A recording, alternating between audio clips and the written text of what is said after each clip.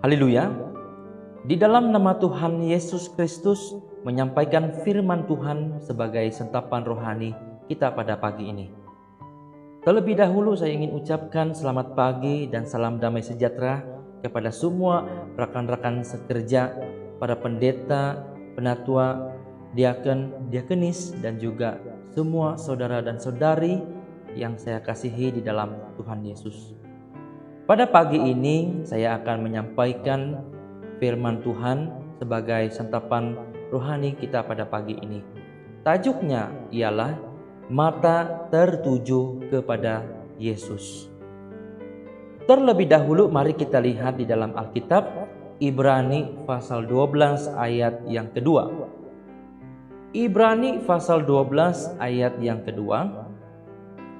Marilah kita melakukannya dengan mata yang tertuju kepada Yesus, yang memimpin kita dalam iman dan yang membawa iman kita itu kepada kesempurnaan, yang dengan mengabaikan kehinaan tekun memikul salib ganti sukacita yang disediakan bagi Dia yang sekarang duduk di sebelah kanan takhta Allah.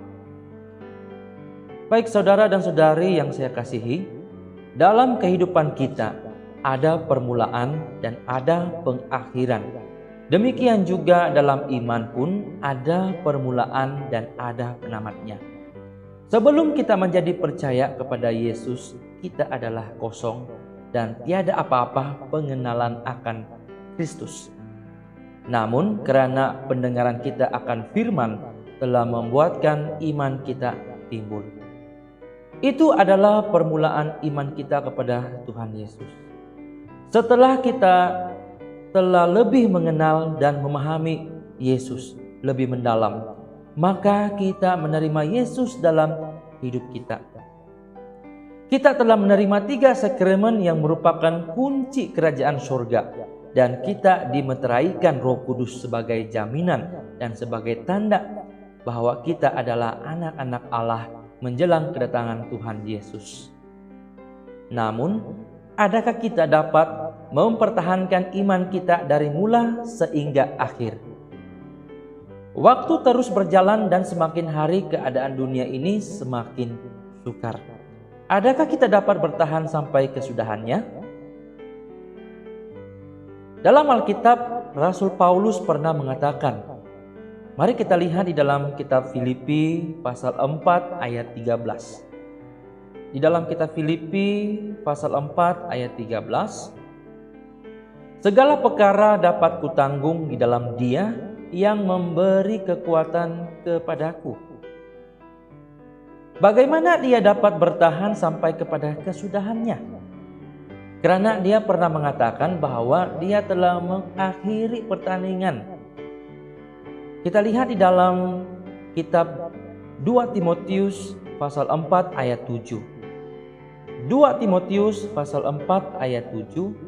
Aku telah mengakhiri pertandingan yang baik, aku telah mencapai garis akhir, dan aku telah memelihara iman. Dia telah berjaya mengakhiri pertandingan yang baik, mencapai garis akhir dan memelihara iman, disebabkan Tuhan Yesus. Segala perkara dapat ditanggung karena Tuhan Yesus yang memberikan kekuatan kepadanya. Itulah sebabnya mengapa di dalam kitab Filipi pasal 4 ayat 13 ia mengatakan segala perkara dapat kutanggung di dalam Dia yang memberi kekuatan kepadaku. Tuhan Yesus yang memberikan kekuatan kepada dia. Pada hari ini tujukan mata kita kepada Tuhan Yesus, karena Dialah yang dapat memberi kekuatan kepada kita. Meskipun tubuh lahiriah kita semakin merosot, namun kekuatan rohani kita semakin diperbaharui hari demi hari. Dialah yang memimpin kita permulaan kepada iman dan meneguhkan kita sehinggalah iman kita mencapai ke garis akhir.